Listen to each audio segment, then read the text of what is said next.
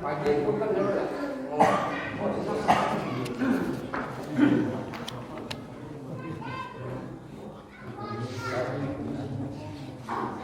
ke situ. Sana aja. Foto.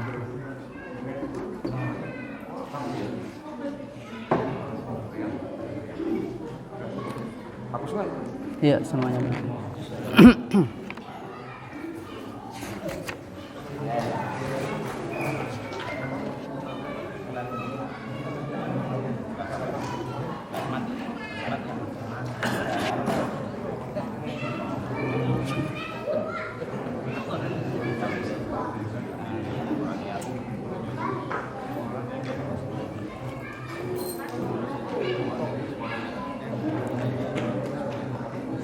Bismillah. Assalamualaikum warahmatullahi wabarakatuh. Alhamdulillah nahmaduhu wa nasta'inuhu wa nastaghfiruh wa na'udzu billahi min shururi anfusina wa min sayyiati a'malina may yahdihillahu fala mudilla lahu wa may yudlil fala hadiya lahu. Asyhadu an la ilaha illallah wahdahu la syarika lahu wa asyhadu anna Muhammadan 'abduhu wa rasuluhu la nabiyya wa rasula ba'dah. Ya ayyuhalladzina amanu taqullaha haqqa tuqatih wa la tamutunna illa wa antum muslimun.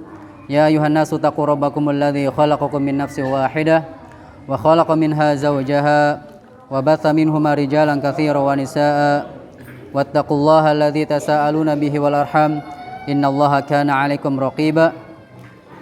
Amma ba'du fa inna asdaqal hadithi kitabullah wa khairal hadi Muhammadin sallallahu alaihi wasallam wa syarrul umuri muhdatsatuha fa inna kulla muhdatsatin bid'ah fa inna kulla bid'atin dhalalah wa kulla dhalalatin finnar. Ikhwani wa akhwati azanallahu wa iyyakum. Segala puji bagi Allah yang telah memberikan banyak kenikmatan kepada kita. Akan tetapi banyak di antara kita jauh daripada mengucapkan syukur kepada Allah Subhanahu wa taala. Padahal kenikmatan-kenikmatan yang Allah Subhanahu wa taala berikan kepada kita itu sangatlah banyak. Ya, kalaupun kita menghitung nikmat-nikmat Allah, maka kita tidak akan mampu untuk menghitungnya, ya. Wa in ta'uddu ni'matallahi la tuhsuha. Ya, seandainya kalian itu menghitung nikmat-nikmat Allah, kalian tidak akan mampu untuk menghitungnya. Karena betapa banyaknya kenikmatan-kenikmatan yang Allah Subhanahu wa taala berikan kepada kita. Pada kesempatan hari ini insyaallah kita akan melanjutkan kitab Al-Wajiz fi Fiqhi Sunnati wal Kitabil Aziz yang ditulis oleh Syekh Abdul Azim Badawi rahimahullahu taala. Dan kita tahu bahwasanya kitab ini adalah kitab yang membahas masalah fikih, masalah hukum, masalah aturan-aturan di dalam Islam. Karena Islam adalah agama yang sempurna, agama yang senantiasa memberikan kebaikan buat hamba-hamba Allah Subhanahu wa taala, bukan buat orang Islam saja, akan tetapi buat seluruh manusia. Peraturan-peraturan ini itu baik buat kita semua, yang namanya manusia, bahkan seluruh alam. Maka Islam telah mengaturnya.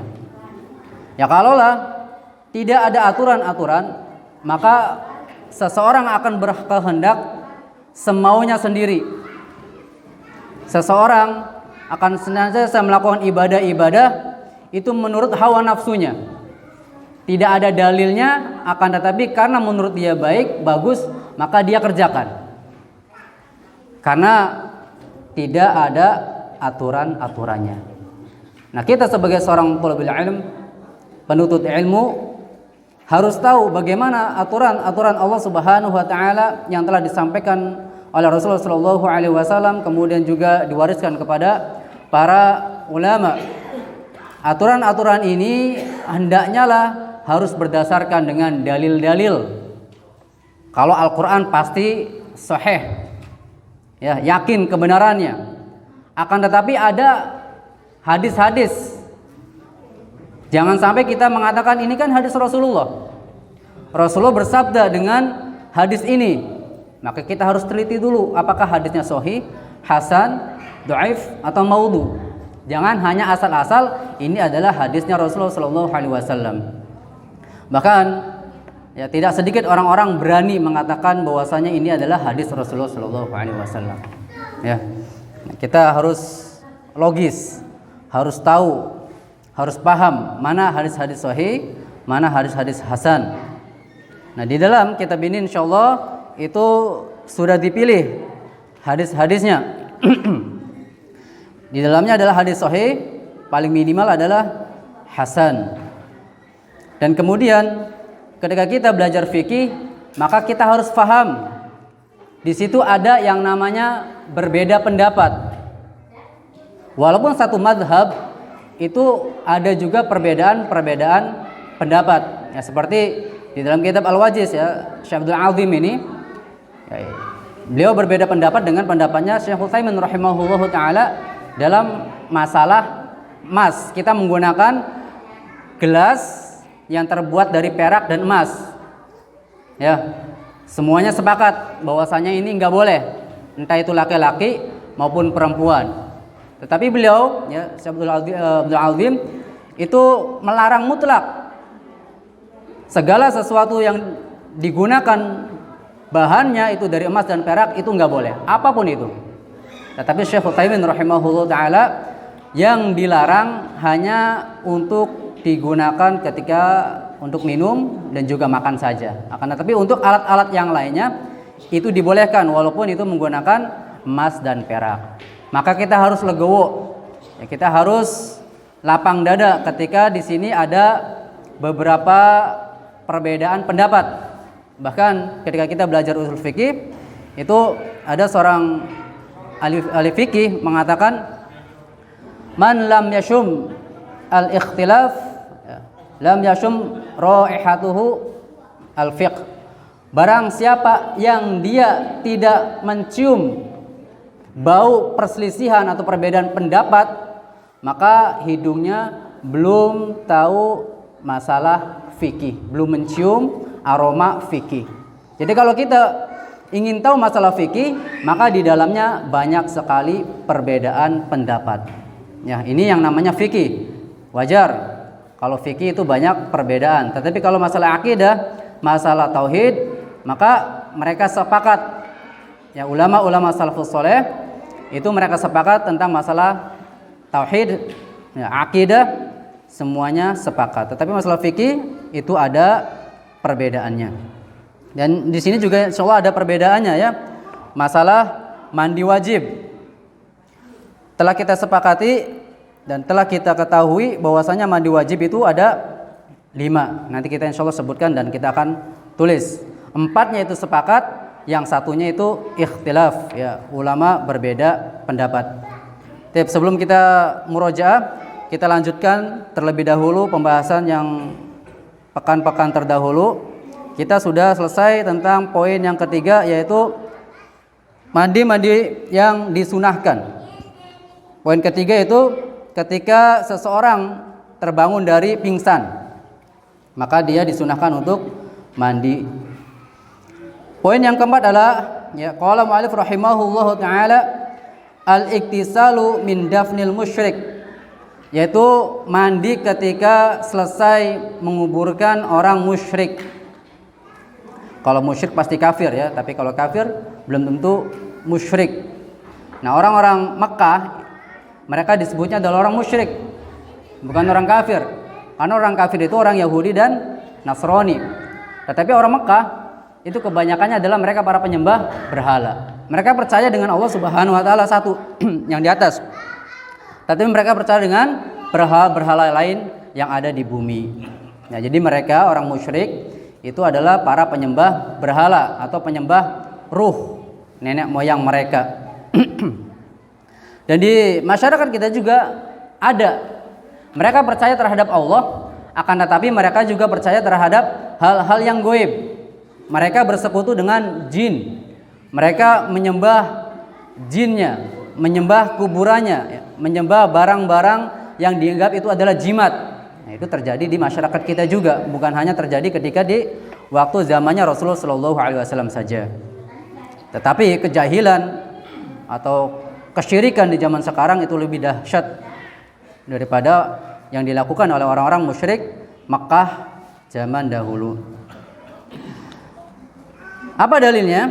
Li hadits Ali bin Abi Thalib. Hadisnya adalah hadis dari Ali bin Abi Thalib radhiyallahu anhu. Anahu atan Nabi sallallahu alaihi wasallam, bahwasanya beliau mendatangi Nabi sallallahu alaihi wasallam faqala, kemudian beliau berkata, "Inna Abu Thalib mat." Nah, Abu Thalib ini siapanya Ali ini? Bapaknya, ya. Jadi Ali bin Abi Thalib itu mengabarkan kepada Rasul sallallahu alaihi wasallam bahwasanya bapakku meninggal dunia. Ya, Abu Thalib meninggal dunia. Ini Abu Thalib ini luar biasa nih, jasanya kepada Rasul sallallahu alaihi wasallam sangat luar biasa sekali. Ketika kakeknya, ya, Abdul Muthalib meninggal dunia, kemudian dia sesama Abu Thalib, itu benar-benar melindungi Rasul sallallahu alaihi wasallam dari kekerasan orang-orang musyrik Mekah. Akan tetapi karena gengsinya, ya, Abu Thalib itu tidak mau masuk agamanya Rasulullah sallallahu alaihi wasallam. Padahal di sampingnya adalah orang yang siddiq. Kemudian apa yang disampaikannya itu benar. Cuman karena gengsi, ya, dia takut kedudukannya itu akan direndahkan, maka dia tetap keagamanya dalam keagamaan nenek moyangnya. Faqala, kemudian Rasulullah sallallahu alaihi wasallam bersabda, "Idhhab fawari." Pergilah engkau, kemudian kuburkanlah bapakmu. Falama waraituhu raja'tu ilaih. Nah, ketika saya selesai menguburkan bapakku, ya, Abu Thalib, kemudian saya kembali kepada Rasulullah sallallahu alaihi wasallam. Faqala li iktasil. Kemudian Rasulullah sallallahu alaihi wasallam mengatakan kepadaku, mandilah. Jadi ketika, ya, seseorang memiliki keluarga musyrik, boleh dia mandikan. Boleh dia ikut menguburkan keluarganya. Dan kemudian boleh juga disunahkan setelah itu dia mandi. Nah, ini dilakukan bagi keluarganya. Bagaimana dengan kaum muslimin yang lainnya? Maka apalagi tokohnya, itu beberapa pendapat mengatakan jangan.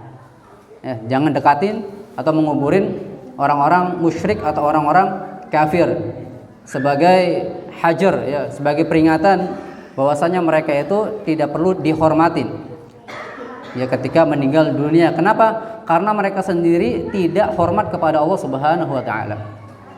Mereka tidak menghormati Allah dalam setiap perintahnya, demikian pula dalam setiap larangannya.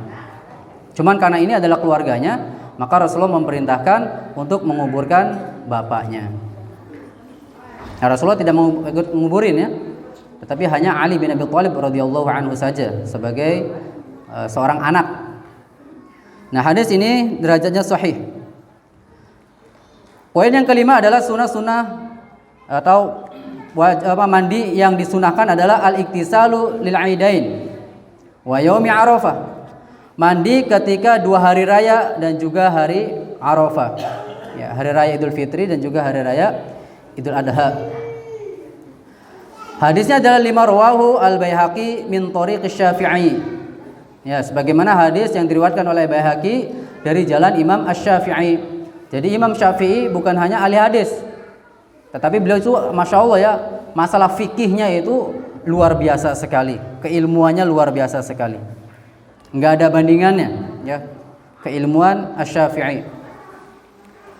Akan tetapi beberapa pendapat, ya, beliau masih ada qaul qadim atau qaul jadid, perkataan beliau yang dulu, perkataan beliau yang sekarang.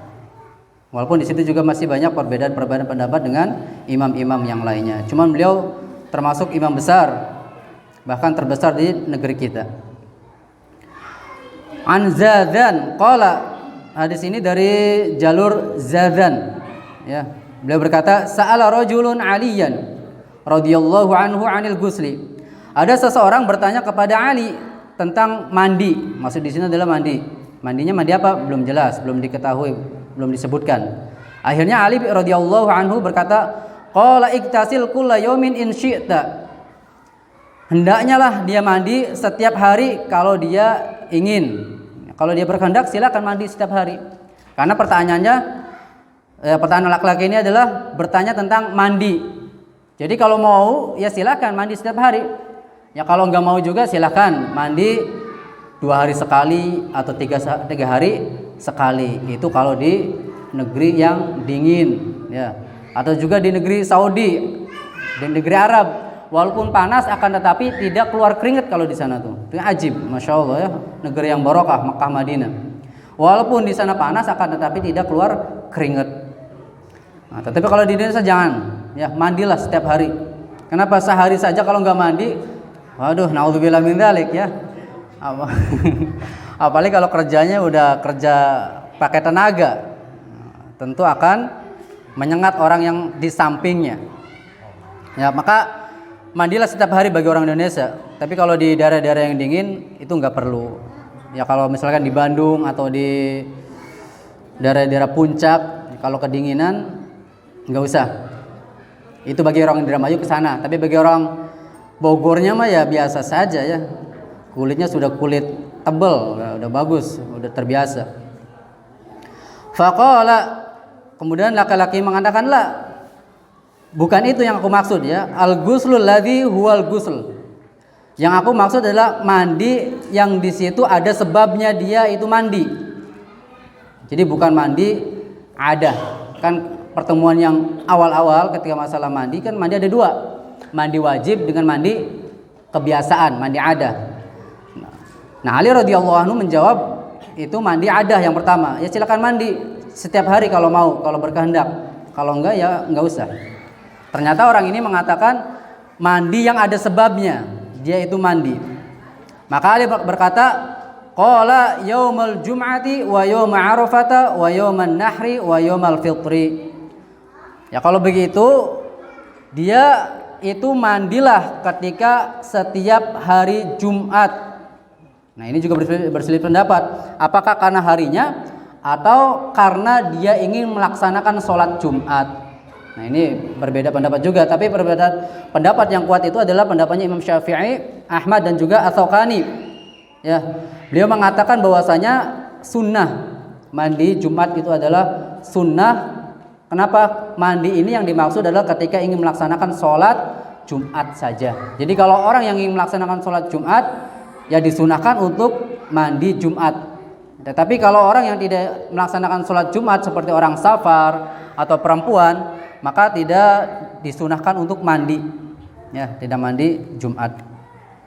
Kemudian juga ketika pada hari Arafah, maka disunahkan untuk mandi. Demikian pula wa yaumun nahr, yaitu ketika Idul Adha. Wa yaumul fitr, demikian pula ketika Idul Fitri. Jadi 4 hari ini itu disunahkan untuk mandi. Hadis ini derajatnya kuat sekali, yaitu muttafaqun alaih.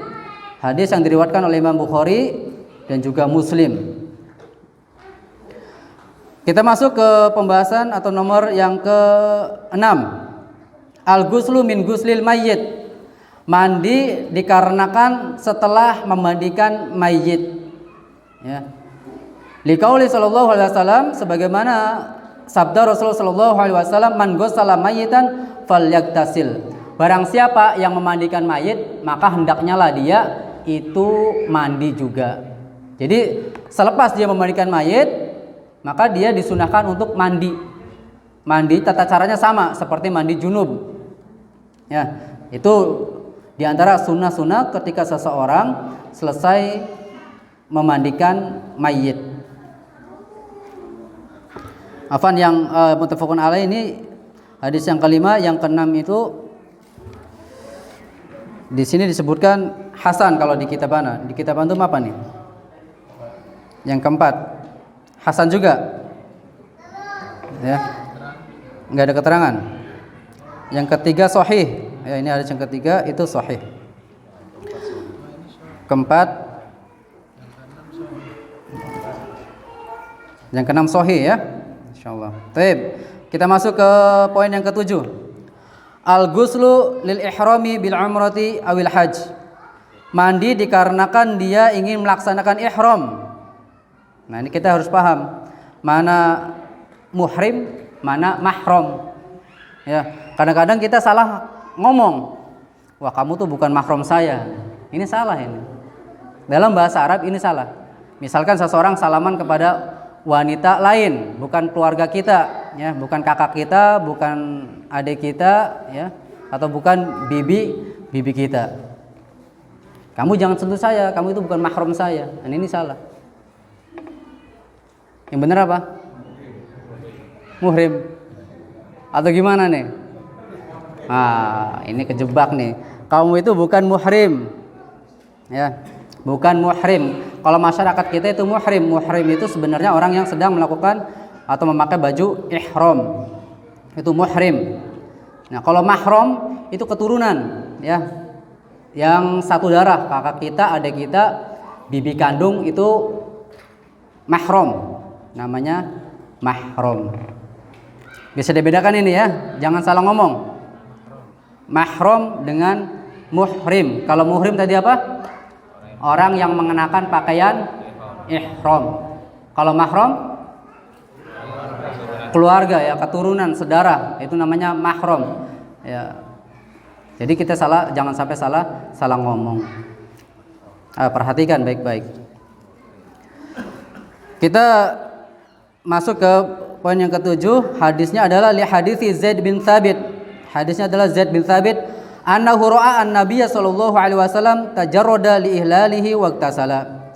Bahwasanya, ya, dia melihat Nabi sallallahu alaihi wasallam, yaitu Zaid waktu itu melihat Nabi sallallahu alaihi wasallam itu melepas pakaiannya. Kemudian beliau itu mandi untuk ihram. Nah, jadi kalau orang ketika ingin haji, ya, kemudian di miqat, maka dia hendaknya mandi terlebih dahulu, ya, mandi seperti mandi wajib. Baik, kita masuk ke poin yang ke-8, al-ghuslu lidukhuli Makkah. Mandi ketika ingin masuk kota Mekah. Entah kebutuhannya untuk haji atau umroh ataupun kebutuhan yang lainnya. Misalkan seseorang itu tinggal di luar Mekah, dia ingin bisnis di dalam Mekah, maka hendaknya atau disunahkan untuk mandi terlebih dahulu. Jadi kebutuhannya terserah apapun itu, akan tetapi ketika ingin masuk Mekah, hendaknya lah dia mandi terlebih dahulu, ya, mandinya seperti mandi wajib.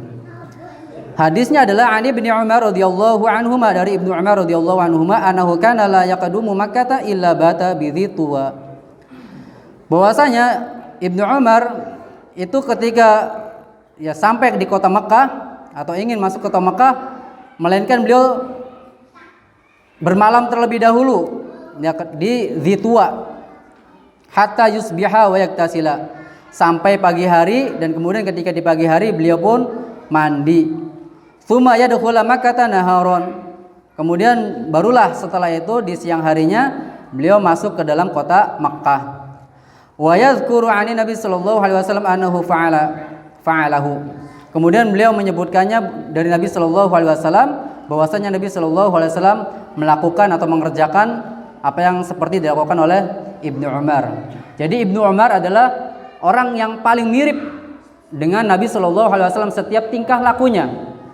Perbuatan-perbuatan Nabi sallallahu alaihi wasallam itu ditiru sama Ibnu Umar radhiyallahu anhuma. Jadi sampai-sampai beliau melihat apa yang dilakukan oleh Nabi ketika ingin masuk ke dalam kota Mekah. Ternyata ketika ingin masuk ke dalam kota Mekah, ya, beliau Ibnu Umar radhiyallahu anhuma itu mandi sebagaimana Rasulullah sallallahu alaihi wasallam itu mandi ketika ingin masuk kota Mekah. Nah,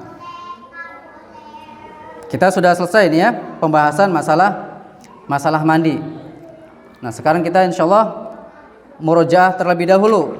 Mungkin teman-teman yang dulu tidak ikut kegiatan ini atau kegiatan thalabul ilmi, ya, masya Allah, perbuatan yang sangat mulia mencari ilmu, belum paham atau belum tahu tentang masalah mandi wajib. Seseorang mandi wajib itu dilakukan karena 5 hal.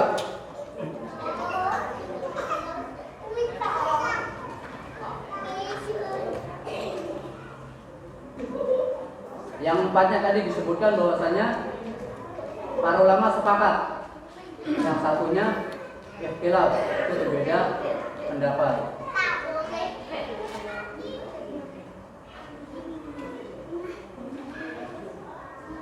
Yang pertama, Pak,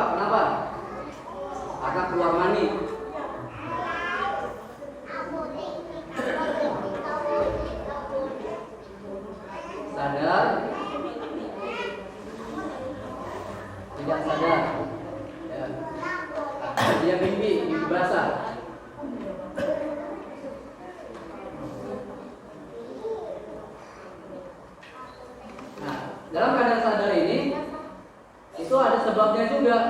Yang pertama karena onani, dan kemudian karena jima. Nah, onani juga dikerjakan secara sadar, sengaja. Ya, ketika keluar maka dia harus mandi wajib. Tetapi hukumnya adalah haram, nggak boleh. Kecuali dilakukan oleh istrinya, maka ini dibolehkan. Kalau dibolehkan sama diri sendiri ini nggak boleh. Kemudian jima, ini haram kalau jima. Ya, tahu.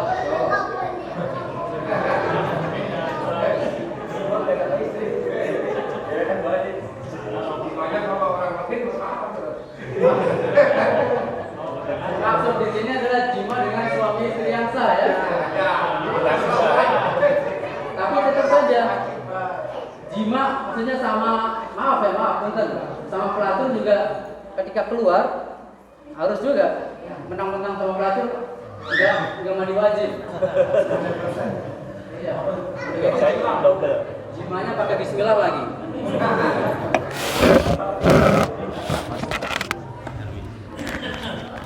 Bisa. Kemudian yang kedua,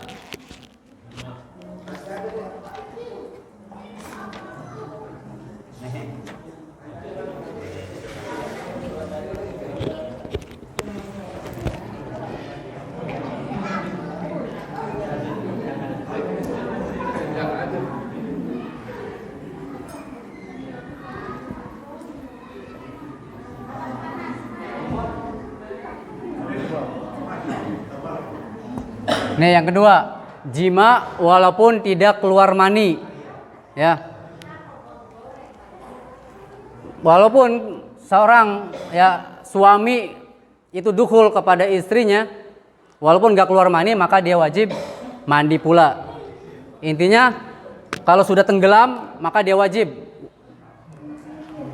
ya tenggelam ya. Ternyata datang telepon, ya udah di tengah-tengah bosnya nelpon, suruh datang ke kantor, belum keluar mani, maka dia mandi wajib dulu, ya. Jangan asal-asal saja. Walaupun belum keluar mani, ketika itu sudah tenggelam, maka dia harus mandi, ya, harus mandi. Kemudian yang ketiga, Islamul kafir.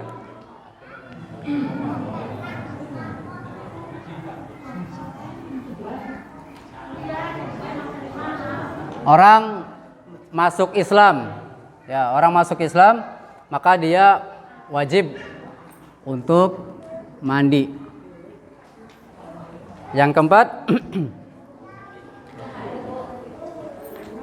selesai atau berhenti, selesai haid.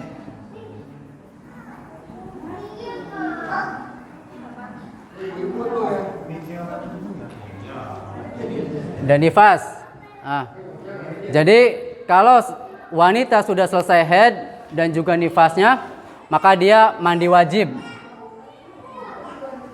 Nah ini juga sama ya, buat laki-laki dan perempuan. Walaupun laki-lakinya belum keluar mani, maka istri juga mandi wajib. Bukan hanya laki-lakinya saja, tetapi perempuannya juga, istrinya juga mandi wajib. Kemudian sholat Jumat.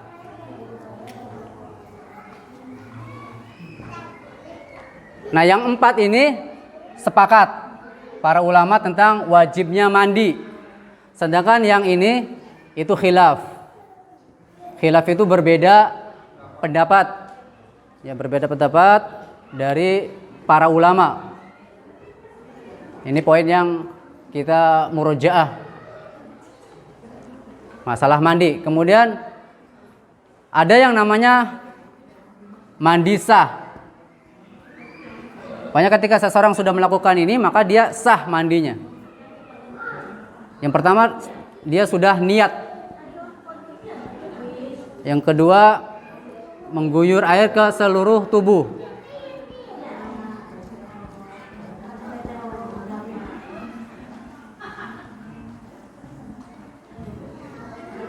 Ini sah. Ketika seseorang misalkan keluar mani, dia niatkan saya ingin mandi wajib. Kemudian mengguyur ke seluruh tubuh, udah selesai. Berarti dia boleh sholat, dia boleh tawaf, ya. Atau dia nyemplung di sungai, niat saya ingin mandi wajib, nyemplung di sungai, sah.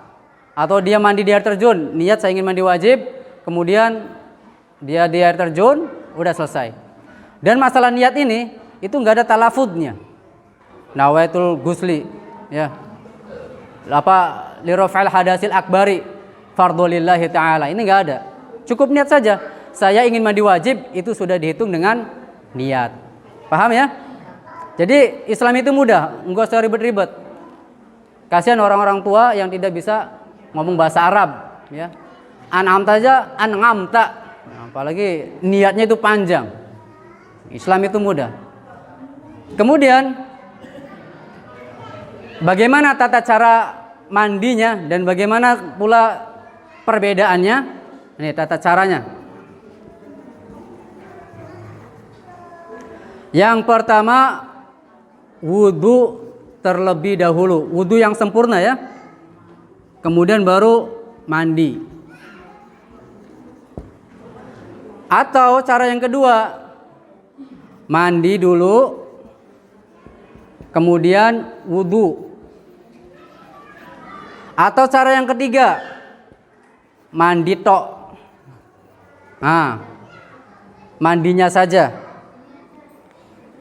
Tata cara yang pertama, wudu dulu. Wudunya seperti wudunya Rasulullah SAW. Ya, selesai wudu, baru kemudian dia mandi. Nah, ketika dia niat, ambil gayung, diirit-irit ya, jangan biur-biur. Ambil gayung kemudian guyur aja. Ya, dengan niat tadinya di luar, ya bismillah, saya ingin mandi, wajib diguyur 3 kali. Kemudian guyur lagi sambil dikeramas-keramas. Ya, sambil dikeramas-keramas terus sampai 3 kali. Ambil lagi kemudian guyur ke seluruh tubuh kanan. Ingat, disunahkan yang kanan dulu. Semuanya harus kena kanan, baru kemudian kiri. Terserah, kalau emang cukup 3 kali, 3 kali. Kalau kurang, boleh, nggak apa-apa. Tapi insya Allah ya, mandinya Rasulullah itu irit. Tubuhnya besar, tubuhnya gede, rambutnya banyak, tebal. Tapi cukup hanya 1 sok. Ya, 1 sok saja, 3 liter. Kalau hitungan kita berarti 3 liter air. Nah, itu cara mandi Rasulullah SAW. Kita 1 ember ya. Masih kurang itu juga. Masih kurang. Toron, Masya Allah. Nggak boleh tabdzir, nggak boleh berlebihan ya, itu mubadzir namanya. Nah, kemudian kita ulangi lagi. Wudunya wudu seperti Rasulullah SAW. Insya Allah sudah tahu, apa belum tahu nih? Diulang ya? Oke. Kita bismillah. Ingat, bismillah boleh di kamar mandi. Yang nggak boleh itu di atas kloset. Ya, ada keran atau di pakai gayung, boleh kita celupkan bismillah, nggak apa-apa. Atau diguyurkan gayungnya bismillah 3 kali ya. 1 ya, 2, terus sampai 3 kali. Kemudian apa setelah itu? Menghirup air ke hidung ya. Kemudian madmadhah ya, istinsyak, menghirup air dalam 1 genggaman. Ingat, airnya jangan gede-gede. Rasulullah nggak suka umatnya itu ketika buka keran itu langsung gede full. Cukup ya gede segini aja ya, ngucur. Yang penting ada airnya. Kemudian istinsyak, ngambil air, istinsyak, dihirup, tahan, nggak usah sampai dalam-dalam, setengah saja. Istinsyak, kemudian madmadhah, ya, baru kemudian istismar. Istismar itu langsung dibuang airnya, ya, namanya istismar. Ulangi lagi sampai 3 kali, buang lagi, ya. Madmadhah itu kumur-kumur, jangan langsung taruh langsung dibuang, dikumur-kumur dulu. Kenapa? Karena biar wangi. Jangan sampai ketika kita menghadap Allah, ini mulut bau banget, ya. Dibuang dulu kotorannya. Nah, baru kemudian dia mengusap muka.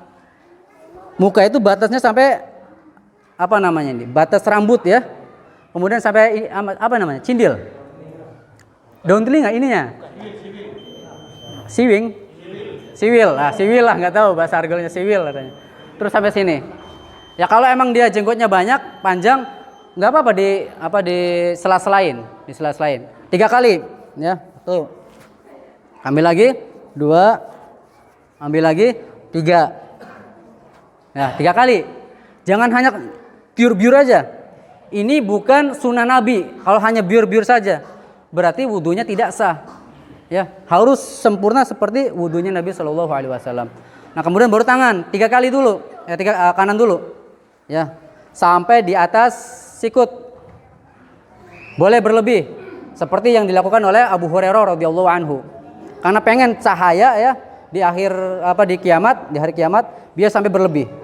Tapi disunahkan di atas sikut saja. Ya, 1 dalam dulu, nggak apa-apa. Baru kemudian luarnya. Ingat di sela-sela. 2, ya, 3. Yang kanan selesai. Baru kirinya, ya sama di atas sikut juga. Jangan sampai di bawah sikut. Yang 1 sikut saja itu nggak sah. Harus sampai di atas sikutnya. Ya, dalam, kemudian luarnya. 1, 2, 3. Ya, baru kemudian atau juga boleh kanan kiri, paham ya, boleh. Kemudian kepala gini, ambil air langsung dikebas ke belakang sampai tengkuk, balikin sampai ke depan lagi, kemudian langsung telinga, telunjuknya masuk ke lubang telinga, ya. Sedangkan jempolnya itu dari bawah, di belakang, tarik ke atas, ya. Tuh, sampai ke depan. Ini caranya. Ya, cara sesuai dengan sunnah Rasulullah seperti hadis dari jalur Utsman bin Affan radhiyallahu anhu. Baru kemudian kaki, ya. Kaki di sela-sela jarinya. Setiap jari di sela-sela sampai di atas mata kaki, enggak boleh di bawah mata kaki.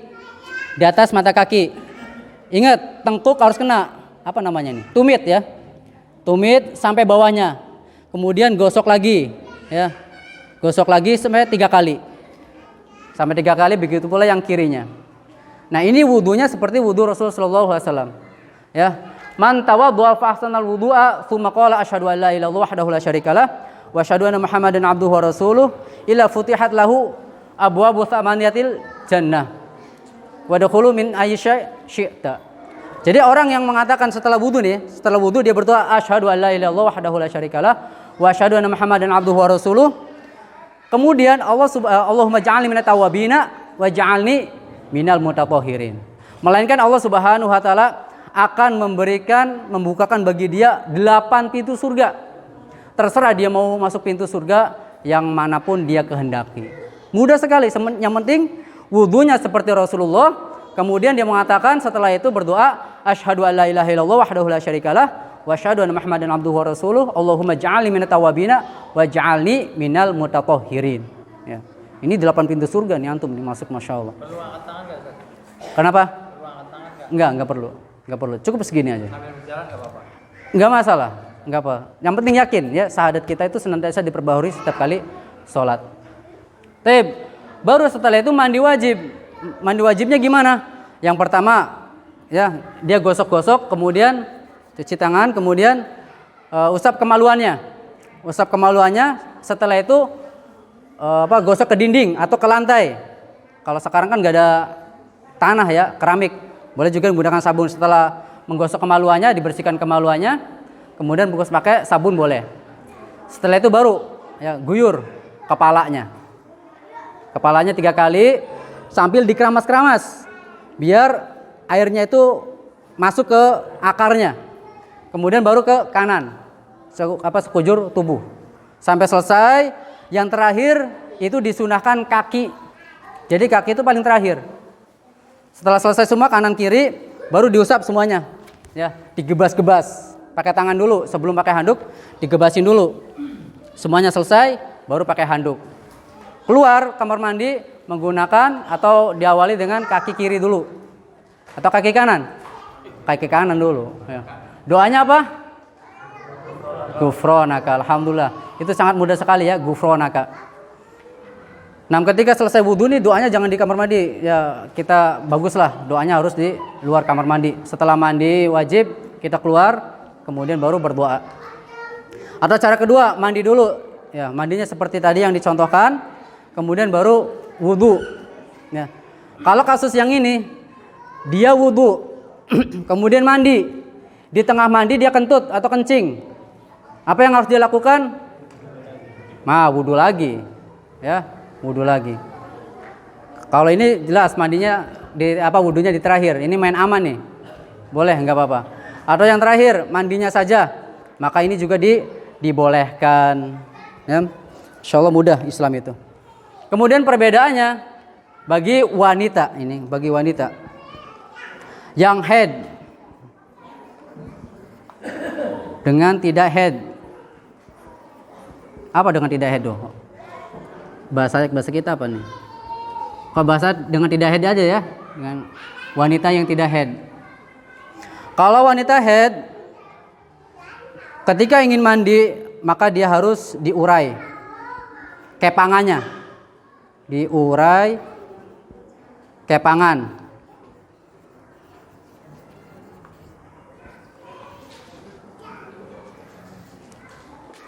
Kalau orang yang tidak head tidak perlu diurai kepangan, ya, tidak perlu diurai.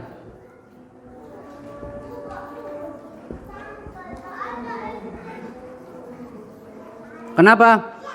Kalau sering diurai, kasihan, capek nanti perempuan ya. Habis dikepang, suaminya minta lagi, ya, dilepas lagi uraiannya. Subuhnya minta lagi, duhurnya minta lagi, waduh, asarnya minta lagi. Ini luar biasa nih, pengantin baru biasanya. Ya, tip. Kemudian perbedaan yang kedua adalah di antara perbedaannya itu cek dan recheck. Cek menggunakan kapas atau kain. Ya, sebelum mandi perempuan yang setelah head dicek dulu menggunakan kapas atau kainnya. Insya Allah paham lah, nggak usah diterangkan. Kalau orang yang tidak head itu tidak perlu cek dan recheck ya, tidak perlu cek. Nah ini diantara perbedaan bagi perempuan. Ini udah bisa nih, Masya Allah, padahal penjelasannya masih panjang ini ya. Tip. Insya Allah kita akan lanjutkan di pekan depan, insya Allah pekan genap ya, insya Allah ya. Kita tutup dengan doa kafaratul majelis. Subhanakallahumma bihamdika asyhadu an la ilaha illa anta astaghfiruka wa atubu ilaik. Wassalamualaikum warahmatullahi wabarakatuh.